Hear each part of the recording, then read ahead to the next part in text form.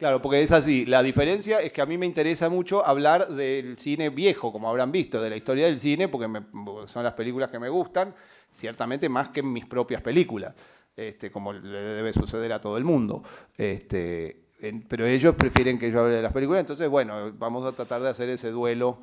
Pero bueno, en lo que estábamos hablando entonces era de una pregunta que a Ganso le había interesado sobremanera, que era el hecho de que en el general se considera, por el oficio de la crítica francesa, suele considerarse que el cine americano es el cine de la puesta en escena y que el cine francés anterior a la Nouvelle Vague era el cine de los actores. Y lo que yo creo es que eso es mentira, y Ganso también cree que es mentira, y ella también cree que es mentira, y muchos acá finalmente vamos a terminar todos creyendo que es mentira cuando veamos este fragmento de una película absolutamente clásica del cine americano. Bueno, se cortó ya, ahí va. Que se llama, en este país se llama Perdición.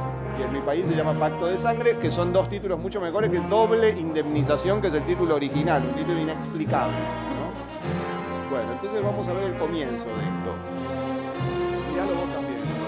Sí, pero lo estoy ¡Oh, mirando. hice una cosa espantosa! No Quise lo puedo sacar creer. eso y se salió. ¿Cómo es así? Doble clic ahí. Nueva pausa. Ahí vamos. Ahí va, FBI. Comienza con el FBI.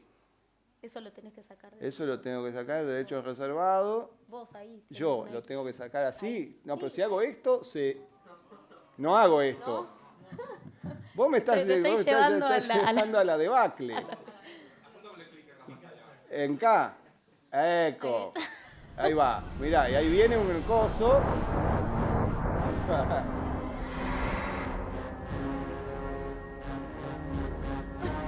Discionet. Buen cine, eso es importante. Película. Yeah. Bueno, atención, ¿eh?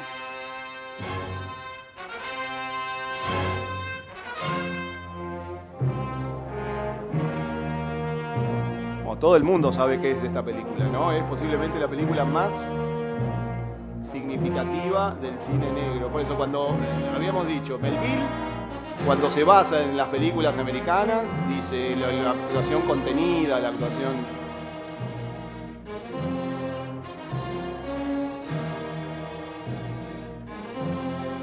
Vemos todo el comienzo.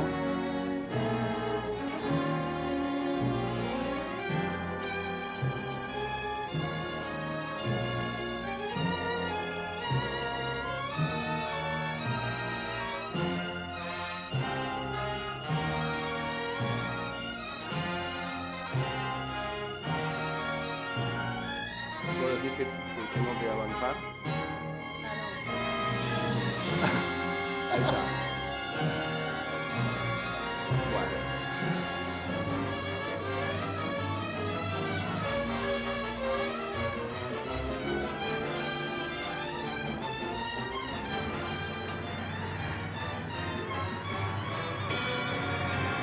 Ahí hay puesta en escena.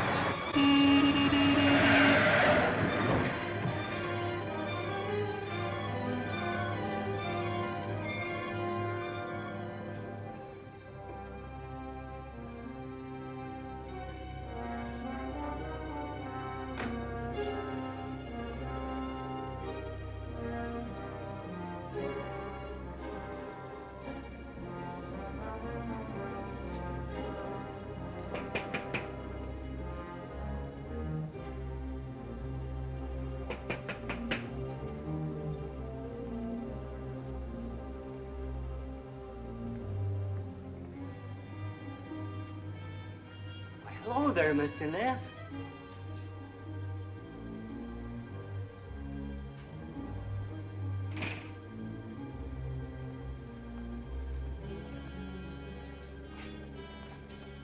Working pretty late, aren't you, Mr. Neff? Late enough.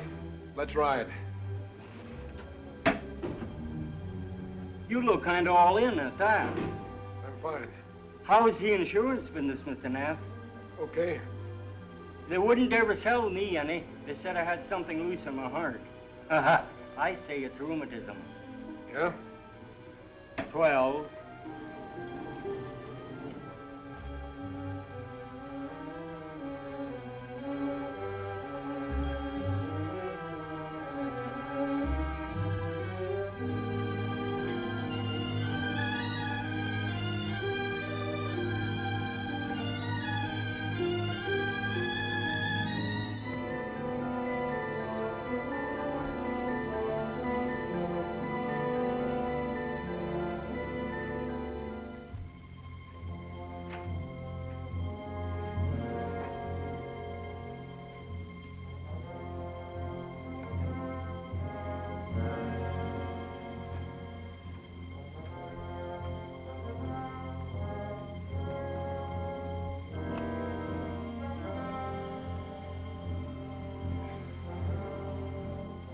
Ahí va, pone el cilindro ese rarísimo y empieza a hablar. Que alguien me diga lo que es ese cilindro. Ahí va, bien apagadas las luces. Estas son las cosas que toma Melville, mirá. Acciones físicas.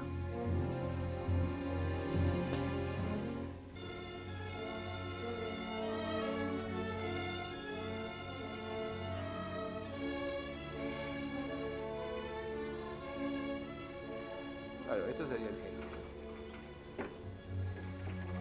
Ahí va el cilindro. Ahí está. Rarísimo ese cilindro.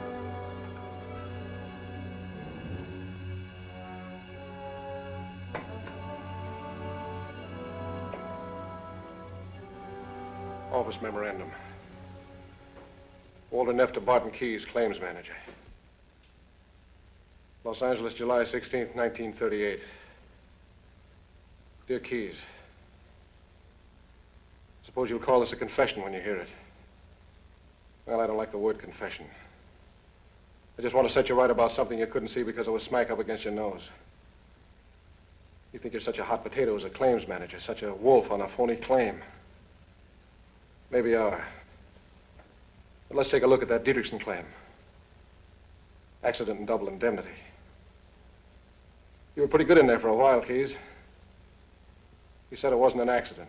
Check. You said it wasn't suicide. Check. You said it was murder. Check. You thought you had a cold, didn't you? All wrapped up in tissue paper with pink ribbons around it. It was perfect.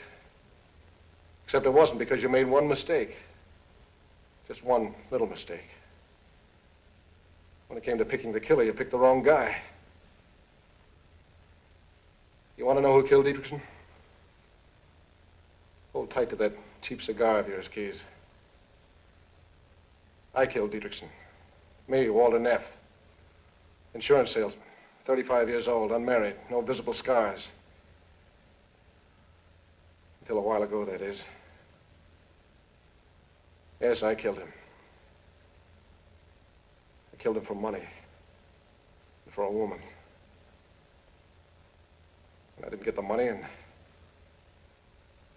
I didn't get the woman. Pretty, isn't it?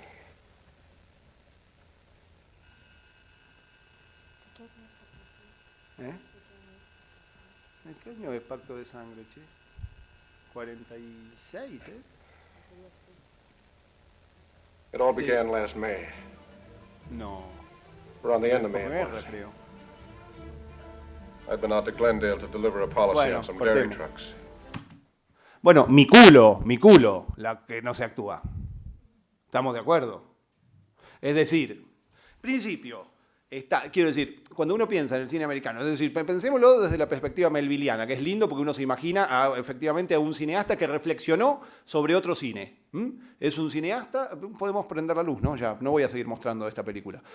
Es un cine, lo interesante de Melville es que es, primero, como buen francés, es un cineasta que cuando Godard dice esa hermosa frase que dice somos los primeros cineastas en saber que Griffith existió, está excluyendo a Melville, y no es así. Quiero decir, Melville es el primer cineasta, tal vez, de la segunda mitad del siglo, que ya incluye en su programa estético, por decirlo de alguna manera, la admiración por el cine americano. Digamos, cuando se dice que es el padre de la Nouvelle Vague, no solamente es el padre de la Nouvelle Vague por incorporar procedimientos que después va a incorporar la Nouvelle Vague, sino por el origen, es decir, es un cineasta que parte de la cinefilia, reconocido. Él lo dice, él dice, yo amo, hasta hay entrevistas un tanto canallescas donde dice yo amo este país por la libertad que tiene, no sé qué, digo, también está eso. Pero cuando él dice, cuando él plantea que su cine deriva del cine americano y que esa especie de cine tan parco y tan gestual deriva del cine americano, él está haciendo una lectura del cine americano que no se comprueba cuando uno efectivamente ve las películas americanas. Es decir, el cine americano, si bien acá es una película con una puesta en escena muy exquisita, digamos, no solo desde esa, digamos, donde uno ve todavía esa especie de trabajo con la forma, con el sombrero, el personaje que camina, no sé qué, cuando tiene que resolver problemas narrativos, va a cierto tipo de dramaturgia que uno podría emparentar con cierta cosa teatral, digamos, ese personaje que le dice pavadas cuando va en el ascensor, parece un personaje del sainetero, es un personaje que dice, no sé qué, cuánta, ¿no? Parece un personaje de una película italiana, parece un personaje italianote, ¿entendés? Le dice, el reumatismo, no sé qué, es un personaje que trabaja desde cierto nivel que no tiene nada que ver con el naturalismo, pero sí con la expresión, es un personaje gracioso, es un momento muerto, que es un momento de un personaje que sube en el ascensor, está utilizado con una especie de partiquino que hace un paso de comedia. Y después, la película, cuando tiene, digamos, trabaja todas esas cosas que sí fascinan a Melville, es decir, el proceso en el cual el personaje agarra el cigarrillo, se lo prende con la uña, el fósforo se enciende, fuma, se queda un segundo ahí, vemos la cara, el gesto que tanto nos desvela, se mueve con la cosa, saca el tubo y después empieza a hacer un monólogo con todas las letras, es decir, es un monólogo. Sí, en el que no intenta tener inflexiones, se afirma en un gesto y está de esa manera, me parece que es medio clave eso, ¿no? Que no intenta... Sí, digamos, la diferencia con un monólogo teatral, porque claramente es algo que es distinto de lo que se siente como teatral. Más allá después de que retomemos, como seguramente lo que vas a decir vos, que el teatro después va a copiar esto. Que después el teatro va a estar influido por el cine, pero en general, si se entiende que el teatro proyecta hacia afuera, el cinematógrafo trabaja con una economía de recursos producto del primer plano. O sea, este actor, a la hora de hacer su monólogo, es consciente de que está siendo filmado en un plano cercano y que para lograr ese grado de verdad emocional que logra en ese monólogo, tiene que actuar menos que si estuviera en un escenario. Eso es clarísimo. Que tenga que actuar menos no quiere decir que no esté la escena jugada a recursos expresivos de un actor diciendo un monólogo. ¿Estamos de acuerdo en eso? Es distinto que se actúe con poco énfasis, que no sé si ni siquiera si es el caso de esto, a que no se actúe. Entonces, cuando se piensa que en el cine americano el actor actúa poco, un carajo. ¿Alguien está en desacuerdo? ¿Vos, por ejemplo? No estoy en desacuerdo. Bueno, teníamos más ejemplos y todo eso, pero no sé, es un lío dar más ejemplos. De todos modos, yo lo que creo interesante hay mil cosas interesantes en este fragmento, pero en relación, por ejemplo, al teatro y al Sí. ¿qué vemos un poco en este rostro? Yo tengo la sensación de que sobre todo lo que se está viendo es lo que no se ve, es algo invisible, es decir, este tipo tiene una película en su cabeza. Este tipo tiene una película en su cabeza y esta película es la que, en cierto modo, estás empezando a imaginar que va a ser un poco la película que veremos. Esto es lo que revela el cine. O sea, tú en el cine, si haces un buen plano, no ves el exterior, ves algo interior, el pensamiento, lo que sea, lo que pasa por dentro de... eso en el teatro se ve. Es que soy poco sensible para el teatro, entonces no lo sé, me lo planteo. Yo creo que en el teatro, es una cuestión de escala puramente, prima lo exterior, o sea, sacar hacia afuera. En el cine, que amplía lo pequeño, Sí. de algún modo que ves ese interior que de repente se puede revelar. Vos lo que me estás diciendo es que este fragmento está cargado de intensidad porque uno sabe que viene una película después. No, porque tú ves que en su cabeza este tipo tiene una película. Estás viendo lo invisible. La película no la ves, pero sientes que en su cabeza este tipo tiene una película. Una película que viene de algo, que está como portando algo... Claro. Pero lo notas antes en las espaldas que tiene, y eso sí que es un recurso teatral, en las espaldas cargadas. Claro, absolutamente. Es teatro puro. Pero esto tiene que ver con la culpa, tiene que ver con algo que te arrastra. Yo creo que ves a alguien caminando con esa espalda en teatro, también sientes, o sea, crea una inminencia de que va a suceder. Yo creo que es más teatral el aspecto visual, digamos, físico, el aspecto físico en los planos grandes, que lo que hace él en términos... No, a lo que voy, el pensamiento interior se ve igual en el teatro que en el cine, yo creo que no, que por una cuestión de escala, el cine lo que permite es ampliar un rostro de tal manera que puedes ver a alguien pensando. Sí, por eso se empezó a hacer, en el caso en Buenos Aires, esa necesidad, cuando se empezó a emparentar muchísimo el teatro al cine, la necesidad de actuar en espacios más pequeños, porque hay algo que... Claro. Incluso hacemos por ahí años obras que cuando las pasamos a una sala más grande empieza a cambiar el lenguaje de actuación inevitablemente. Es un error no hacerlo, incluso a veces en contra de tu propia voluntad y en contra de tus principios más estéticos, pero no hay otra, es verdad, tiene ese problema. Eso que es sutil en cine o en una sala pequeña en Buenos Aires Claro, porque en el cine no se ve. Es esconder, no mostrar, porque precisamente es explícito. Cuando muestras, por tanto, escondes ese gesto de más. Bueno, lo que yo estoy dudando es si eso es efectivamente una diferencia entre el cine y el teatro o si es simplemente una diferencia de estilos en ambas disciplinas a esta altura. ¿No? O sea, si existe realmente una diferencia entre cómo actuar, digamos, si es que el teatro se actúa más y en el cine se actúa menos, hoy, el hoy que tanto te desvelaba, o si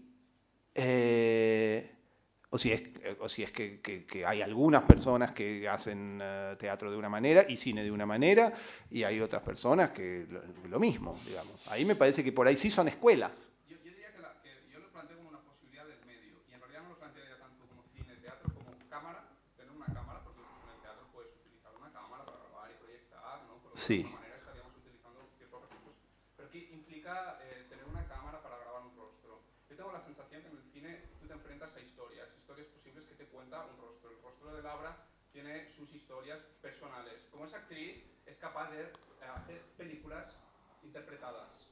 ¿Me explico? Un no actor lo que tiene normalmente es la historia de su vida o historias de su vida que tú puedes mostrar, pero difícilmente va a hacer como este actor, que es que tú mientras le ves sientes que este tipo ha vivido una determinada película.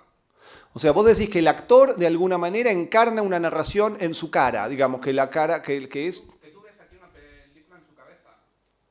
Bien. Vamos de a poquito.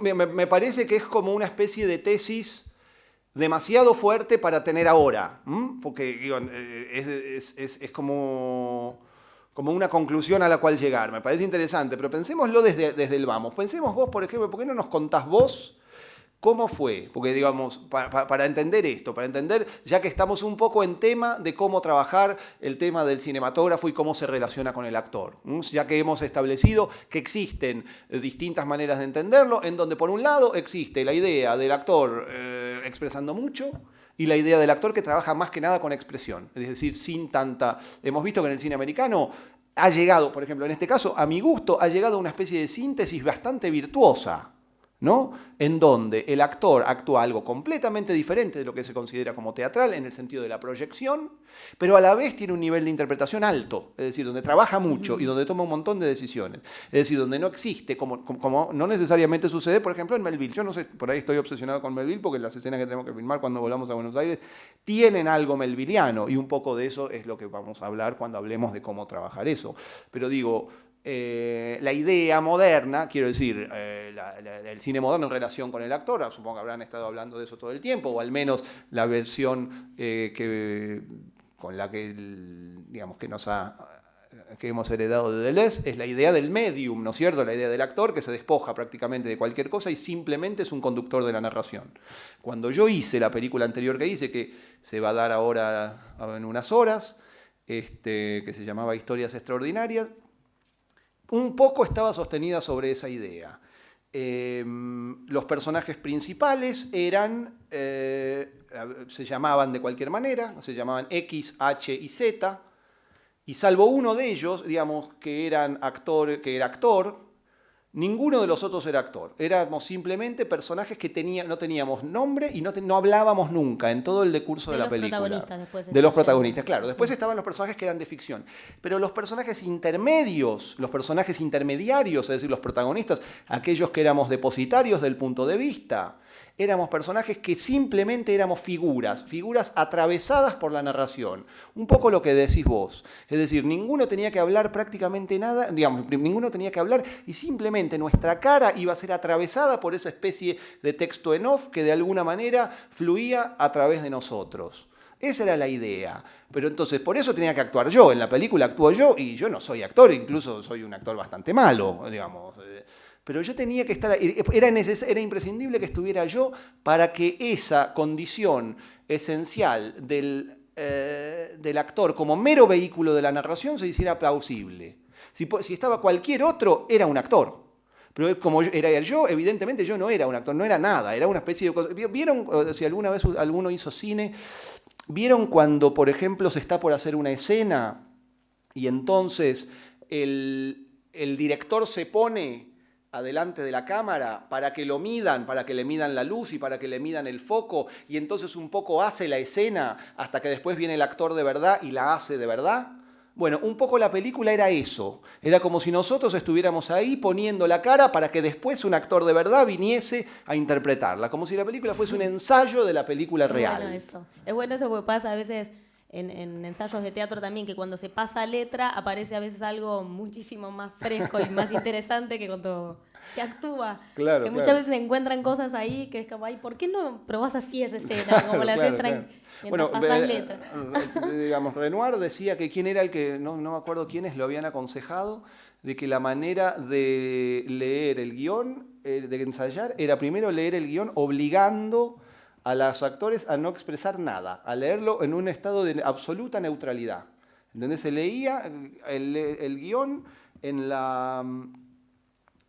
Se pasaba letra del guión, pero el primero que actuaba un poquito era expulsado de la cosa. Después pareciera que no sé, que no basta eso, ¿no? Claramente, bueno, pero está pero bueno. Era la manera, porque si no el primer acercamiento que sea ese en lugar de un montón de opiniones. Claro, porque dice que hasta que no se lee el guión, lo que primero actúa el actor es el cliché. Claro, ¿entendés? El actor primero actúa el cliché y a partir de ahí entonces ya se establece el cliché. En cambio, si se lee desde una neutralidad total, a partir de ahí, eso. Bueno, un poco, la idea era que nosotros trabajásemos esa narración, que como si alguien vio la película, es una narración gigantesca, era una narración donde pasaba todo, con un texto en off que prácticamente atravesaba cada una de las circunstancias y que mandaba y que llevaba la narración en una serie de direcciones completamente opuestas.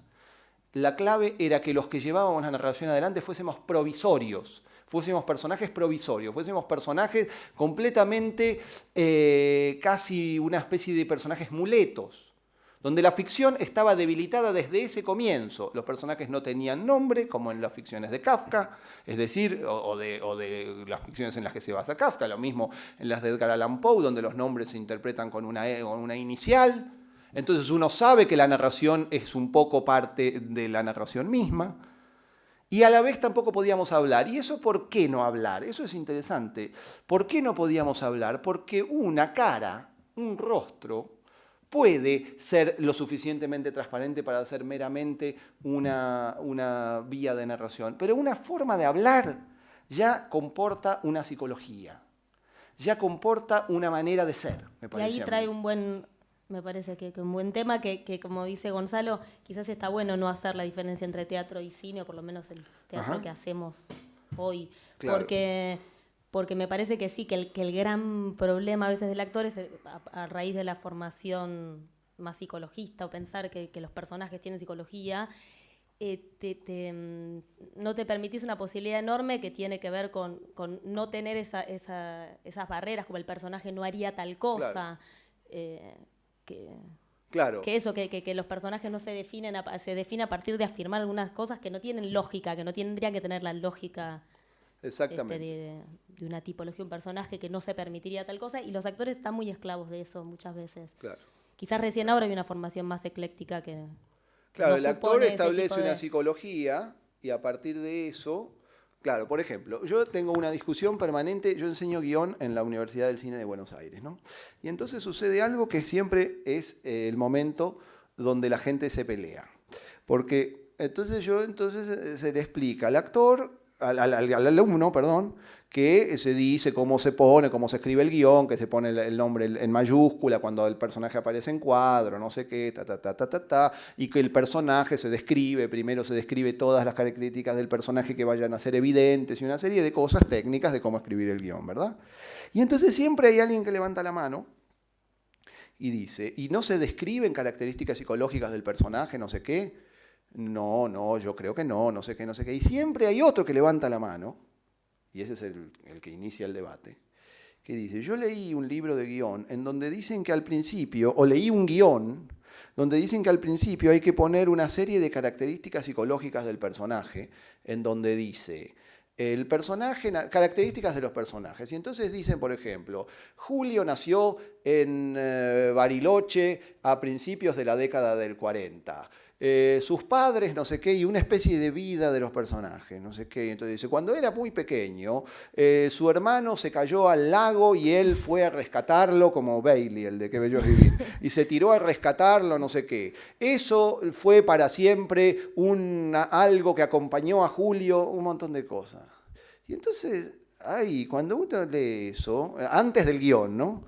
Y entonces después en el guión, el tipo nunca dice que nació en Bariloche ni que el hermano se cayó en el lago. Jamás. Son cosas que escribe el guionista porque se le ocurren esas cosas. Porque supone que tiene utilidad para el actor. En Claro. realidad, que el actor a partir de ahí construye y bueno, hubo una generación de actores que construyeron a partir de eso hasta que también se comprobó que no tiene demasiada utilidad. Por eso digo, bueno, pero escuchá, porque entonces ese es el debate que uno siempre tiene con los chicos. Entonces uno dice, pero yo entonces digo, no, pero escúchame, si el personaje en ningún momento del guión dice que nació en Bariloche y que salvó al amigo, no al hermano, no nació en Bariloche y no salvó al hermano.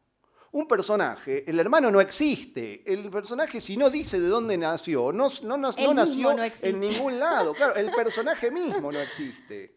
Bueno, está esa famosa anécdota de Mamet que lo llama el actor que estaba por hacer de médico, un personaje cualquiera, uno que le dice que está muy enfermo al actor al que le acaba de dar un infarto. Entonces lo llama a la noche y le dice, mire señor, yo quiero saber hace cuánto que soy médico. No sé, le dice, no es médico usted, ¿no? Es todo una mentira. Bueno, y entonces la cuestión es que siempre llega ese momento donde uno le dice, si el personaje no nació, no dice, yo nací en Bariloche, el personaje no nació en Bariloche, porque eso no existe. Y entonces siempre ahí levanta la mano un tercero, que en general es actor, es estudiante de una escuela de actuación que se llama Julio Chávez, y siempre dice, pero eso les sirve a los actores.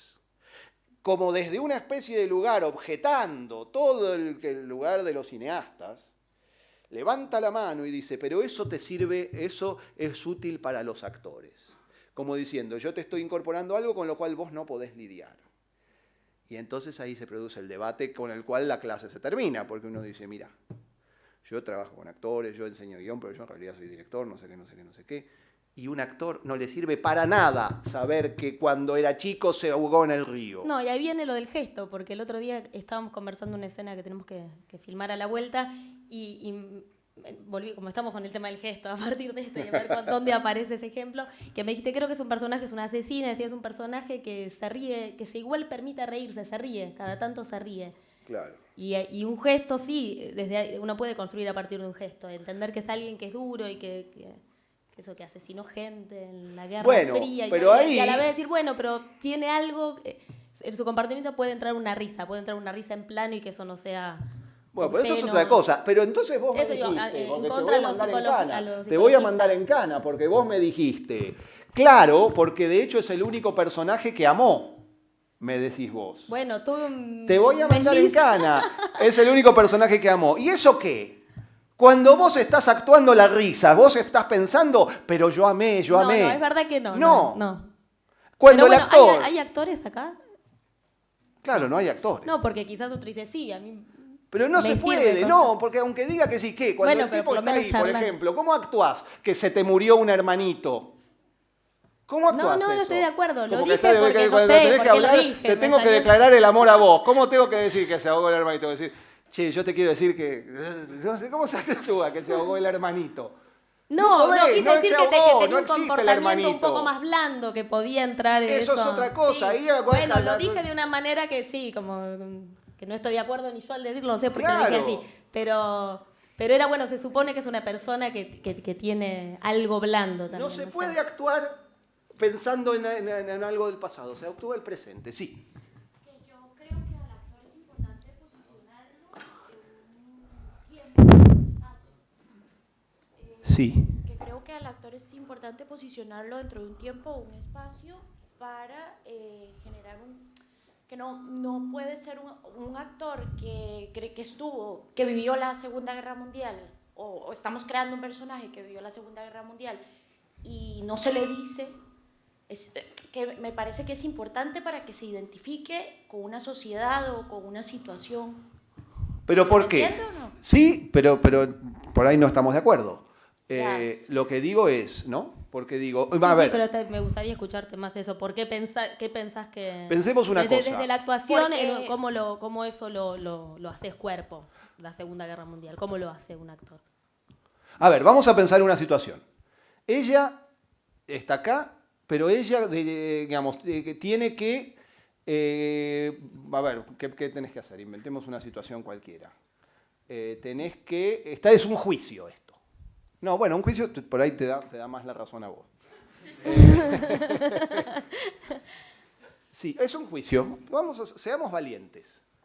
Es un juicio. Vos en realidad estás acusada de haber cometido un crimen, de haber matado a tu marido millonario, ¿correcto?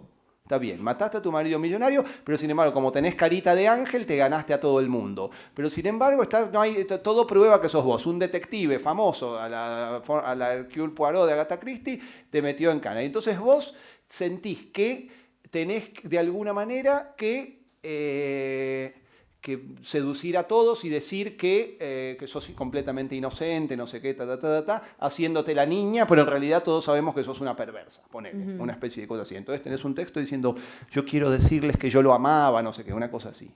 Pero nosotros sabemos que ella, cuando tenía 4 años, vio caer las bombas sobre Berlín y que vio el discurso, el último discurso, vio pasar a Hitler, no sé qué, ¿entendés? Que vio los últimos arrebatos del nazismo cuando era chica, que sus padres eran nazis y que ella se crió con la cosa de Hitler y que su padre lloró cuando los aliados invadían Berlín y que tiene el recuerdo de las bombas y todo eso, ¿ok? Pero ahora tiene que hacer un alegato a favor de su inocencia. ¿En qué momento, cómo actuás en el momento en que tenés que hacer tu alegato a favor de la inocencia, las bombas y tu padre y Hitler? Para mí es imposible, sí. Sí, que no. Bueno, no. lo dice una actriz, pero me parece que puede definir el comportamiento. ¿Pero cómo? ¿Cómo? Claro, es difícil de definir con maneras de comportarse, pero me parece que es interesante que el actor tenga una historia que lleve atrás suyo algo que me permita relacionarme. Si yo salvé a mi hermano que se está ahogando, posiblemente tengo un miedo al agua. Que al acercarme a un río, pero eso es otra Claro. cosa. Claro. Me puede Eso es generar otra una cosa. inquietud, Eso es que si vos tenés que un decir... no sé, algún tipo de Sí, yo cuestión creo que el se actor relacione con lo que tiene que físicamente. jugar es con algo, con lo situacional, y lo tiene que entender para poder jugarlo, y que tiene que tratar de no agarrarse nunca ni de lo psicológico ni de eso, espacio-tiempo. Yo creo que es algo que lo puede tranquilizar en el momento, pero Claro. en los hechos no le va a funcionar. Sí, conocer las reglas del juego con las que está jugando, con quién tiene que actuar, qué desea de esa persona. O sea, creo que es Claro. un juego más estratégico y totalmente lúdico, y que no, en la que Pero está además, involucrado además, lo otro no se puede hacer. que está involucrado lo emocional tanto como está involucrado cuando jugás un juego y lo jugás en serio, que te puedes poner a llorar. Que tratar de pensar eso, que el actor tiene que estar... Pero con no esa vas a llorar mentalidad. más porque salvaste a tu hermano. No, solo porque estás comprometido con ese juego que estás jugando. Con Creo el que momento, esa es. con el momento Sí, lo presente, que con estás la viviendo, obligación. Con lo vincular lo situacional y ese Claro, juego que te la está... obligación que genera un momento concreto y presente. Entonces, lo histórico que entiendo, porque además esto que decís es eso, la escuela más importante de actuación supone esto, que lo psicológico es importante, o sea que entiendo, digo, la postura, porque... Nosotros lo que No, estamos presuponiendo claro, es que es mentira por ahí eso. Ya como... Claro. Nosotros lo que se decimos es empieza que como a no es cuestionar verdad. un poco esa formación. De hecho, Stanislavski mismo en el final ya no está muy de acuerdo con lo psicológico. Lo que pasó es que se tomó los primeros escritos y las primeras investigaciones hablaban de lo psicologista y después en realidad él se copó con el gesto, con lo físico. Claro. Cuando veíamos escena, todo lo que el actor tiene físico para poder agarrarse y empezar a generar comportamiento, como que él mismo empieza a sentir... Viste que se esto equivocó un siempre, poco con esto lo- siempre genera polémica. Y sí, porque más... Y a la vez eso, el método tiene a favor un montón de cosas. Es el único método que existe que se empezó a hablar, bueno, ¿cómo trabajan los actores? Se hace un taller. Los talleres existieron a partir de la formación del método. Entonces, bueno, Claro. tienen su parte que por ahí inútil y su parte útil, que es que generó eso todo el tiempo. Que se hable sobre actuación, que antes no se hablaba. Había un señor por allí anterior, me parece.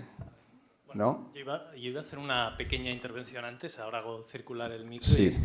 Un poco yo tengo la sensación que esa definición o esa visión que tienes del actor está muy hecha en relación, digamos, pues a una obra como Historias Extraordinarias, en la que yo creo que hay una especie de separación entre lo que sería la trama narrativa, la trama Sí. literaria, es una película construida desde la palabra, Sí. y propiamente lo visual. Es decir, para mí tiene que ver con una cierta tradición argentina, que es la de Roberto Alt, por ejemplo, la de Borges, la de Bioy Casares, El sueño de los héroes. Es decir, estar construido para un momento, para tu lugar en la trama celeste, nunca mejor dicho, en un determinado gesto, en un determinado instante, ¿no?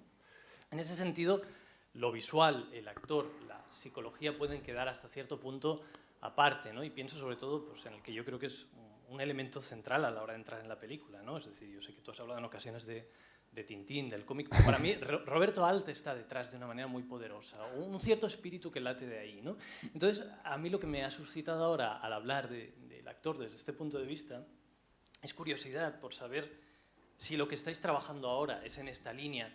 Y de acuerdo con eso, hay unas ciertas posiciones también vuestras en torno a lo que es la actuación y esta idea de la construcción a partir de una palabra y de una imagen que no es psicología, o si realmente, digamos, estáis explorando otro tipo de territorios, ¿no? Es decir, sobre todo me ha suscitado un cierto deseo de saber lo que estáis haciendo ahora y si guarda relación con eso y si realmente esta idea del actor que ahora comentaba Laura, que ahora comentabas tú, guarda una estrecha relación también con el trabajo que estás haciendo en este momento.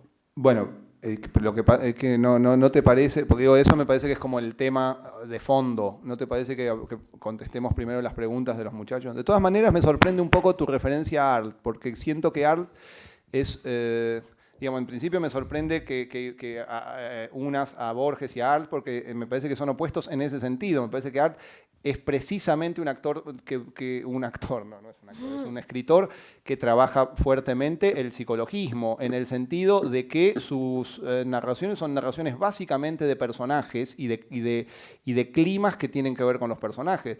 Me parece que Borges es en ese sentido más antipsicologista, es una persona en la cual los personajes se definen por sus actos. En el caso de Art, los actos proceden de determinados caracteres. En ese sentido, por ahí no me hago tanto cargo de Art, pero bueno, igual eso es una discusión.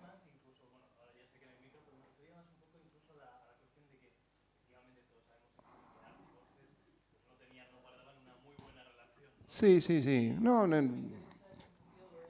tanto la aparición de una psicología, sino como las trayectorias. Uh-huh. Sí. Está bien. Hay algo ahí que yo creo que tiene que ver y el actor está entonces averiguar cuál es. Bueno, contestémosles a los muchachos por allí.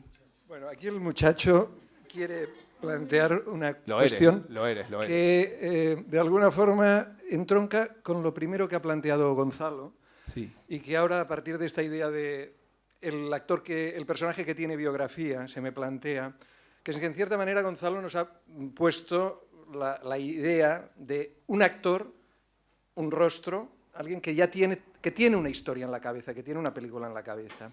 Aquí estamos planteando la cuestión de que, en definitiva, no tan solo un trabajo gestual riguroso, intrínseco, no tiene por qué tener biografía detrás, sino que en todo caso se puede ir descubriendo el personaje a medida que se actúa, sino que en cierta manera me planteo que estaríamos en lo opuesto a esa idea de tener una historia en la cabeza, en tanto que un actor tendría que olvidar incluso la historia que interpreta, porque yo entiendo que un actor puede no tener el pasado de un personaje, pero normalmente un actor tiene el futuro de su personaje, porque cuando interpreta, normalmente hay un guión detrás.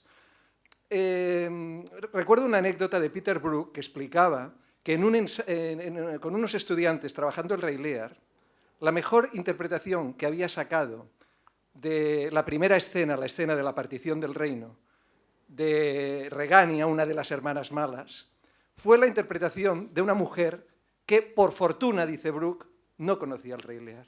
Y como no lo conocía, no hizo de mala, sino que dijo... o sea, no tenía nada en la cabeza más que ese texto en ese momento, ¿no? No sabía que era una de las hermanas malas. Y en ese sentido, Brook había conseguido la mejor interpretación posible. Entonces, ahora lanzaría la pregunta de, bueno, de acuerdo, no tenemos pasado porque ya hemos renunciado a eso, pero desde luego tenemos el futuro de la historia normalmente. Entonces le preguntaría, por ejemplo, a Laura, ¿hay un trabajo de olvido de lo que viene? Es decir, ¿cómo se trabaja la cuestión de la situación con independencia de que quieras o no quieras, hay un proceso que ya está puesto en marcha y que de alguna manera impide esa espontaneidad última de esa... Es buenísima la pregunta. Pues no había... Es cierto, como lo que ya viene, lo que hay que olvidar ya lo sabemos, qué pasa con el dato inexorable de, bueno, cómo termina la obra o qué le pasa al personaje.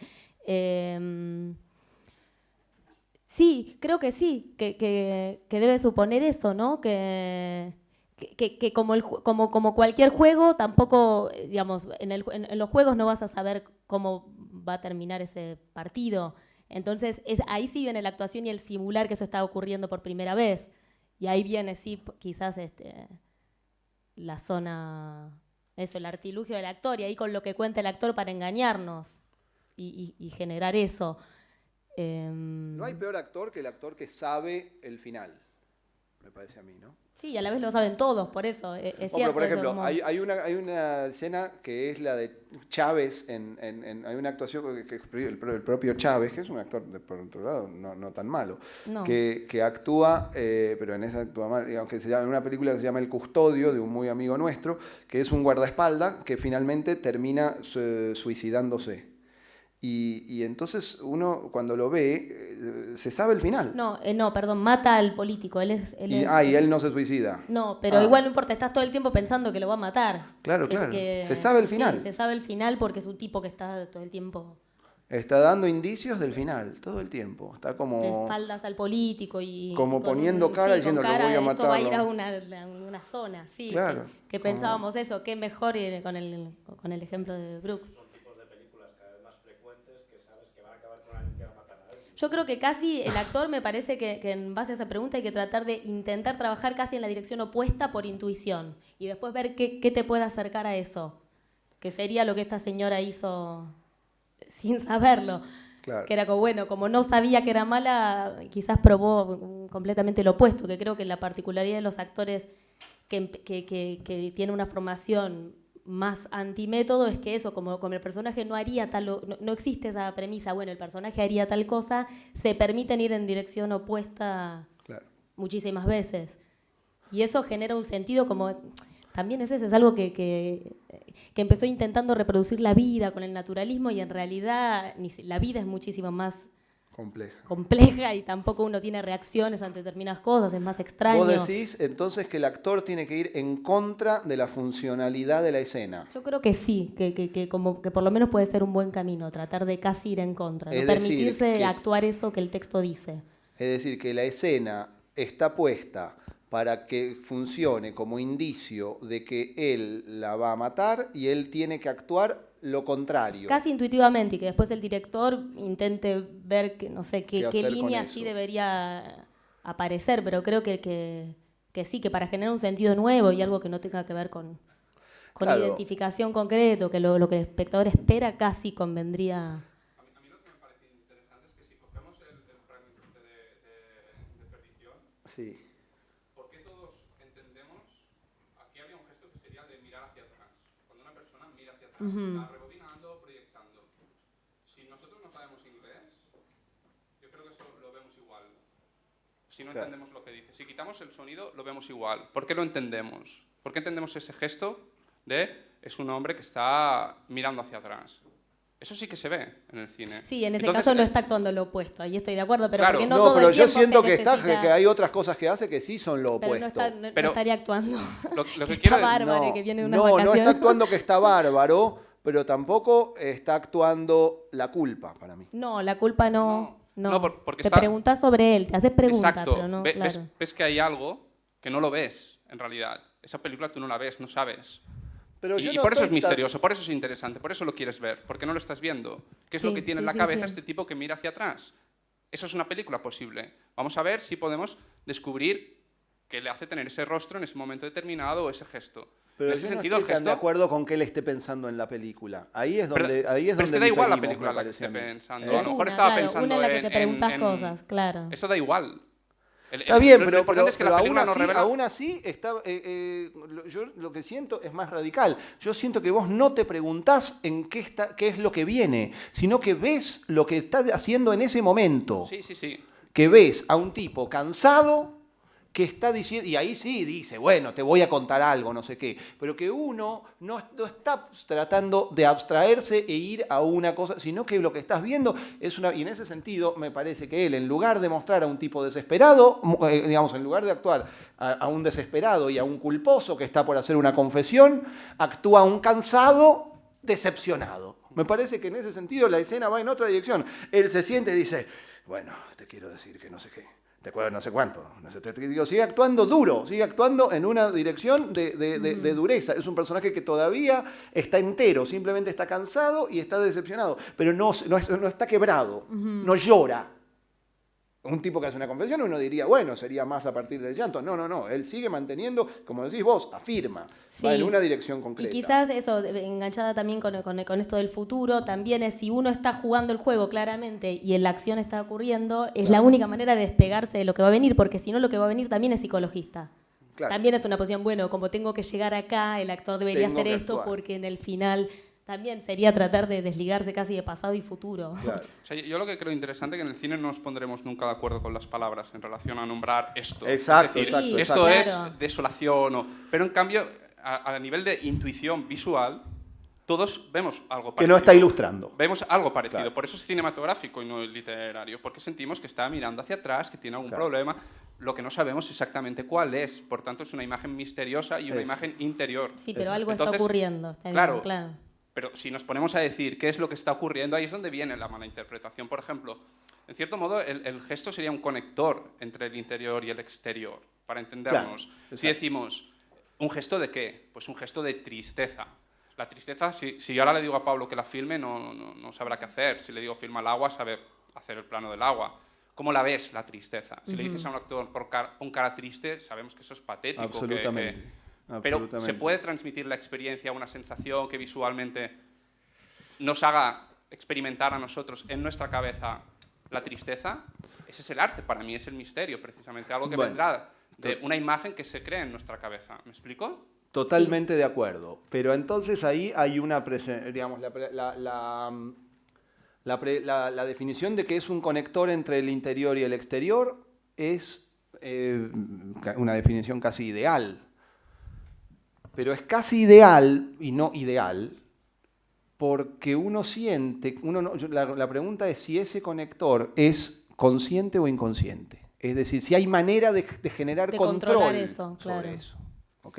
Sí. Si se puede tener control sobre eso, digamos, si el actor y el director, que en algo a veces coinciden, tienen la capacidad de, si hay una técnica, Bresson creía que no.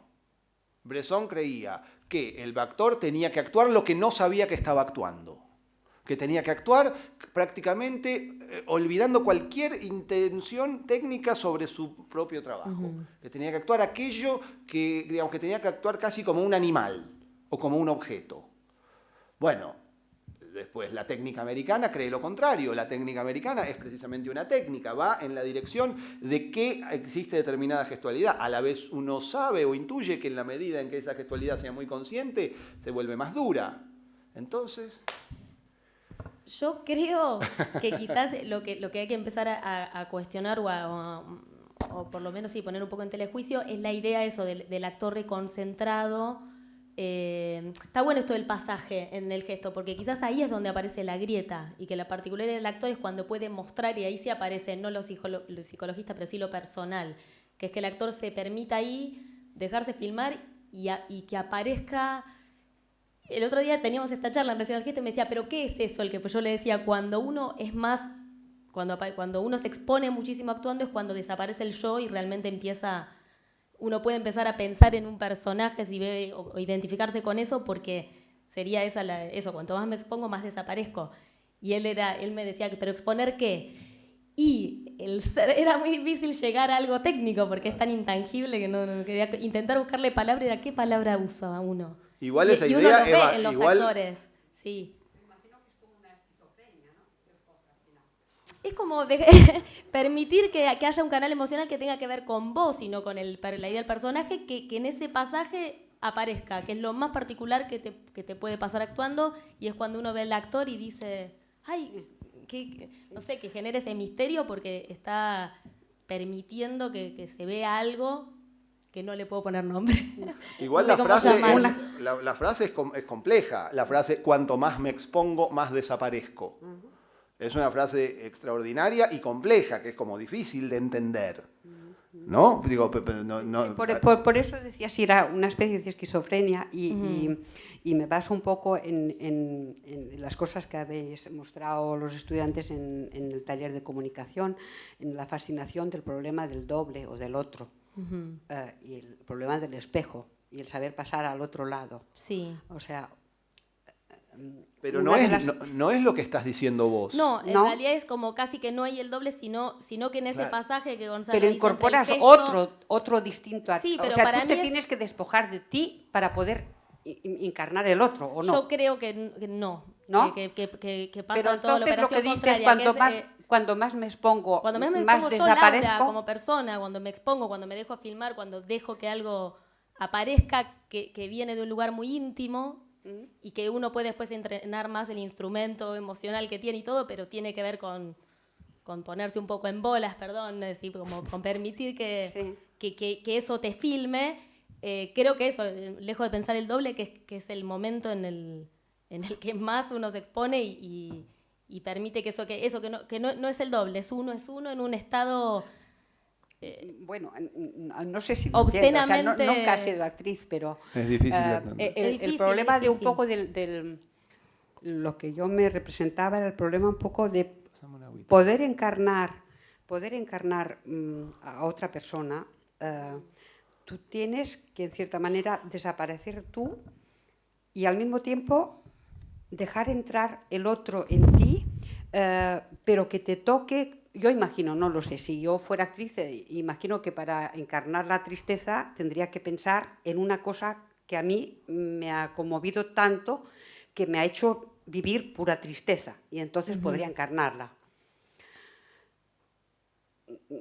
No lo sé, ¿no? Sí, no lo sé. es que hay un ejercicio que a mí me gusta ver en las clases bastante, sobre todo cuando con gente que nunca actuó, porque que es un ejercicio que empiezan a pedirse perdón, como son por ahí 15 personas entrenando, y uno tiene que pedir perdón, no puede hablar mucho, solo puede decir perdón, soy un chiquilín, no sé qué me pasó, puede tener un par de textos únicamente, y empieza a jugar ahí, bueno, ¿cuándo actúo y cuándo no actúo? ¿Cuándo pido perdón? Y eso, los compañeros tienen que decirte perdón o no, en tanto ese perdón tenga alguna potencia escénica, o sea, que algo ocurra. Y es muy interesante lo que pasa, porque primero, por ejemplo, empieza el perdón actuado. Bueno, perdón, y todos están como, no te estoy perdonando, y la única manera que el perdón aparezca es... queda muy claro quien nunca pidió perdón. Una vez un alumno hizo, bueno, váyanse a cagar, y se fue, no pudo pedir perdón. Y entonces ahí empiezan todas las preguntas, ¿pero cuándo actúo? ¿Pero qué? ¿Para actuar necesito el perdón real? ¿Qué es eso del perdón? Como que pone al toque todas estas preguntas que nos hacemos, ¿no? Que es cuándo actúo, cuándo... O sea, creo que lo que no nos sé si es genera... claro el Sí, ejemplo, sí, pero está algo de eso, clarísimo. que solo que cuando de verdad te conectás con pedir un perdón que tenga que ver con mostrar algo que te incomoda, empieza en el que te mira a tener cierto Bueno, verosímil. pero no ¿qué sé. pensás de lo que dice la señora de que para actuar a la tristeza tenés que pensar en una cosa que te generó tristeza en la infancia? No en la infancia. Bueno, en algún momento, está una bien. cosa que de verdad a ti te entró en la médula. ¿Pero es así? Sí. ¿Vos No, pensás a ver, así? No, es así. No. Para mí está por un lado la memoria emotiva, que es eso, es como método puro, Stanislavski, que es que sí, los ejercicios son tratar de recordar momentos, vivencias, y que se supone, lo que dice la teoría es que yendo mucho a ese lugar genera una especie de memoria inconsciente que cuando uno aborda escenas de tristeza, eso aparece.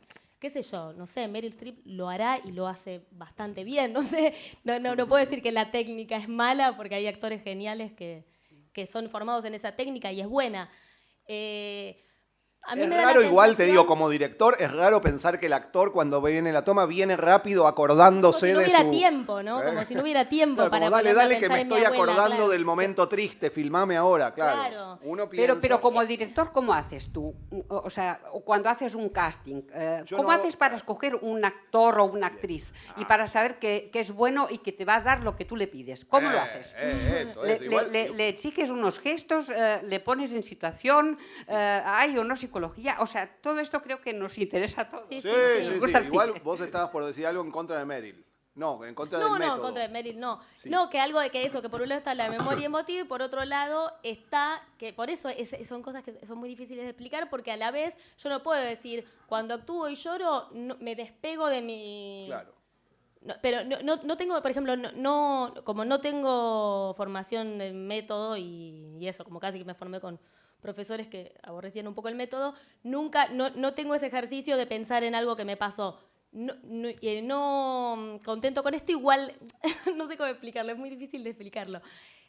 Aunque no hago ese ejercicio, reconozco que cuando lloro, cuando me tienen que ocurrir cosas, estoy yo claramente y por eso el ejercicio del llorás vos perdón... por la escena. Por la escena, eso, como La si fuera, me escena te comprometo pone con el triste. juego, me pone triste y la tristeza que conozco es la que yo conozco como Claro. persona y la puedo usar en una escena. Está clarísimo, no está te pone triste, no tenés que ir a buscar la tristeza a otro lado. eso, la postal de la tristeza que tengo, que si quiero puedo ir ahí. No tengo tiempo como actriz, me pasa eso. Eso. Es fantástico.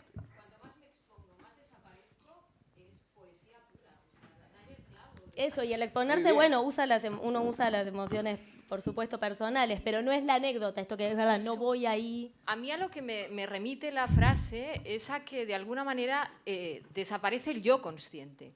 El yo que todo lo controla, el yo que de alguna manera busca el camino a la experiencia anterior de una manera consciente y que la jode, porque no se llega de ese modo, desaparece. No sé de qué modo, pero desaparece. Desaparece de una manera como muy orgánica, o tú dices, yo no me he ejercitado por ahí, con lo cual no lo sé, ateniéndose a las reglas del juego. De todas maneras, lo de atenerse a las reglas del juego remite a una postura de alguna manera infantil y que por lo tanto está menos controlada por lo consciente. Totalmente. Pero yo creo que es ese yo el que desaparece y a partir de ahí, de una manera mágica, aunque no me entusiasma la palabra, estás vivenciando efectivamente esa tristeza. No sé, pero bueno, la frase es estupenda. Sí, hay algo, eso, claro, sí, está bien, sería eso, como uno usa cosas muy personales, pero no desde el punto de vista de eso, no sé, yo, por ejemplo, en teatro sería imposible, no hay tiempo porque tenés que estar con el otro actor, entonces si me pongo a pensar en lo que me pasó, me pega una piña mi compañero, porque lo tengo que estar mirando y actuando con él. En cine no sé si a veces, me imagino que por ahí si el actor está, no las películas que hacemos nosotros, pero supongo si un actor está muchas horas solo, pudiéndose hacer la cabeza, le prenden la cámara y quizás le funciona, pienso en los actores de Es raro, industria. igual es raro, es eso, es como si un actor tuviera que llorar y entonces se pusiera a llorar y entonces hay que estar esperando a que venga a llorar, entonces el actor viene rápido, lo filmás llorando y después se le pasa, es rarísimo. Ahora te contesto lo del casting, pero digamos, el señor tiene un cuestionamiento. Que tengo la sensación de que hemos acabado hablando de cosas muy mentales. Sí. Y yo cuando habláis del gesto me salen cosas más físicas. Sí. Y hay una cosa de la peli de Wilder que es que ese actor está herido. Sí. Quiero decir, tiene una Sí. herida, que es una cosa muy física. Sí. Y me interesaría, en algún momento de la tarde, si podéis hablar de qué acciones físicas establecéis entre director y actriz, sea en el set, sea fuera, donde sea. ¿Qué cuestiones más físicas, más de movimiento, más de gesto, pero de gesto físico, no mentales de estás triste, ¿no? De, es que te han pegado un tiro. Es que estás- está ¿Qué muy- cosas físicas hacéis? Está muy bueno lo que decís, porque en realidad estamos hablando de estar triste y no, estamos medio diciéndolo porque eso pasa. Igual lo emocional no es estar triste. Yo Claro, no sé si claro, me estaba claro. refiriendo al... Quizás Claro. pusimos esos ejemplos, pero por ahí me refería a una actuación más emocional, que es cuando uno está preguntándose cosas por el actor, porque el actor produce algo que está en un borde, que uno le interesa por eso, pero no... Exacto. Me parece que hay algo de lo que estamos hablando, y en cuanto uno empieza a trabajar con los actores de una manera así, que es que uno empieza a escribir diferente, ¿entendés? O sea, uno ya empieza desde la dramaturgia a incluir las preguntas relativas a la interpretación y a menudo a dar soluciones desde la interpretación en la escritura misma. ¿Ok? O sea, como por ejemplo el hecho de que el actor está herido. Digamos, uno ya no libra la cuestión a uno ya escribe pensando en lo que el actor tiene que hacer. No es que ya escribe algo y después el actor de alguna manera hace con eso una especie de segunda cosa, sino que de alguna manera se parece más a una partitura el guión, en el sentido en el cual determinados estímulos ya están incluidos en acciones concretas o en frases o palabras concretas. Es decir, no es que el actor tiene que agregar una especie de plus. Por supuesto es que siempre tiene que ser así, porque eso tiene que cobrar vida, pero uno ya a menudo empieza a entender esa cuestión y ya imagina el film casi como una partitura. Eso me pasa a mí, al menos, digamos. Y eso no implica una menor libertad del actor o una sujeción del actor a una cosa, sino básicamente lo que decía él, que el actor de alguna manera tiene que interpretar determinada partitura. Y hay veces en donde esa partitura es un poco más amplia y entonces hay más lugar hacia ciertas preguntas, y hay veces en donde el actor tiene que tocar lo que se dice, y eso que se dice está muy sostenido por acciones concretas, por una acción física y todo eso. Igual claro. es elegir, está buenísimo esto, porque es verdad que ¿qué hago con lo físico también? Porque hay distintas elecciones de cómo actuar alguien que está herido. Claro. Sí, y él tampoco nos está contando todo el tiempo que está herido, que le duele, que está herido, lo sabemos, el espectador lo sabe, pero él no elige estar... Viste que no elige eso, que está bueno, que Es elige verdad, el actor. no ilustra a un herido.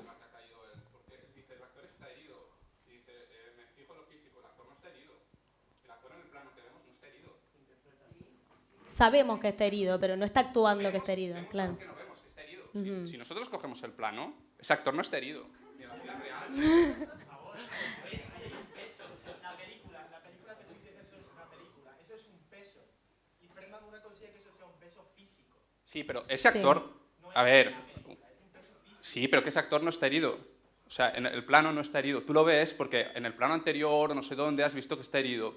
Y por tanto, estás aportando mentalmente. No, es que no pasa por la interpretación, es que no está herido. Lo que quiero decir es que la diferencia es que tú, como actor, en el cine, eres un cuerpo fragmentado, que no tienes conciencia de lo que luego el realizador va a hacer con tu imagen. Es decir, que te puede manipular o te puede transformar en función del plano que ponga, delante o detrás, del sonido, no sé qué. Por tanto, tú te sientes, yo creo, bastante desamparado como actor de cine en relación a cómo será mi imagen o dentro de esta película, porque no controlas tú el bloque de tu representación.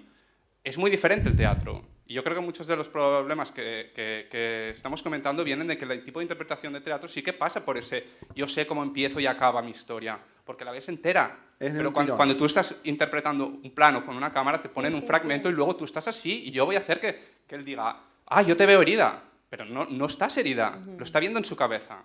No, pero al actor que le ha dicho, yo les quería explicar. Al actor le da igual. Perdona, ¿al actor le da igual? Quería que explicaran ellos su proceso entre director y actriz para esa escena que se dicen, o sea, que se tocan, qué gestualidad crean.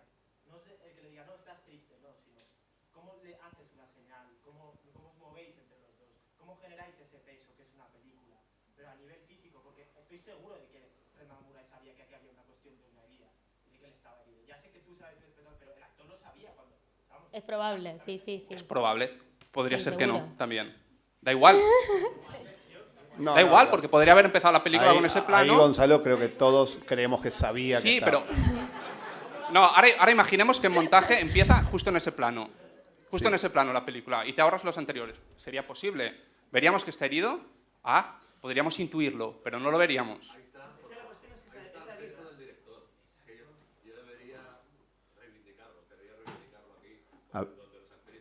A Billy Wilder, pero no hace falta reivindicarlo aquí. Nos ponemos, si quiere, nos ponemos de pie.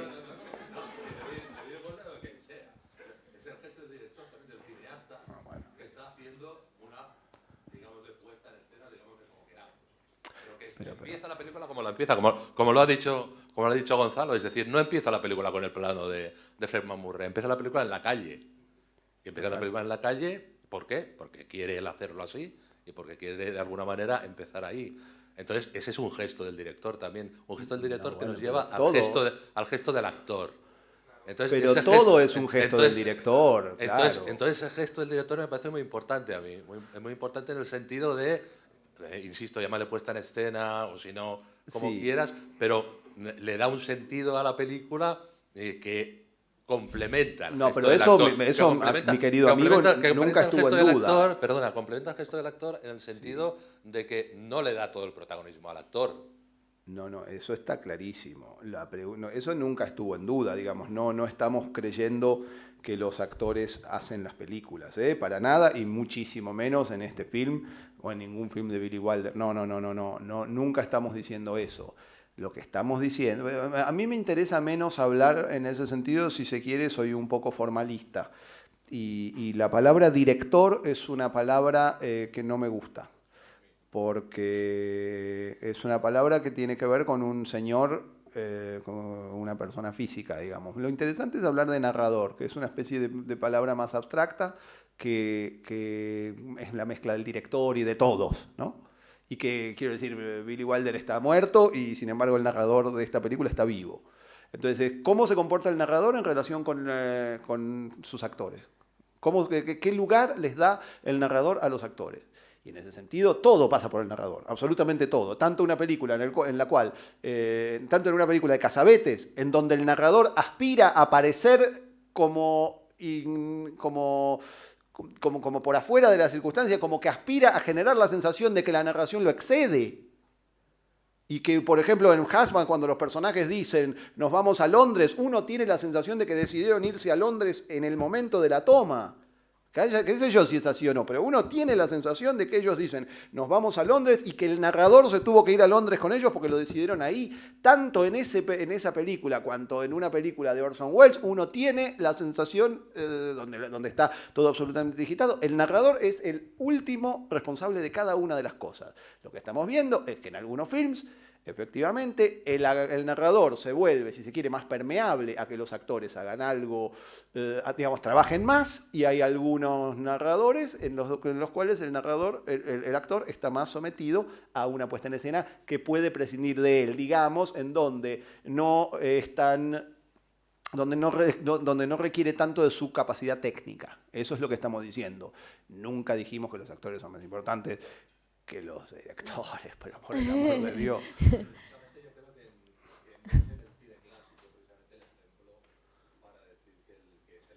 Yo creo que sí, ahí es donde usted y yo no coincidimos.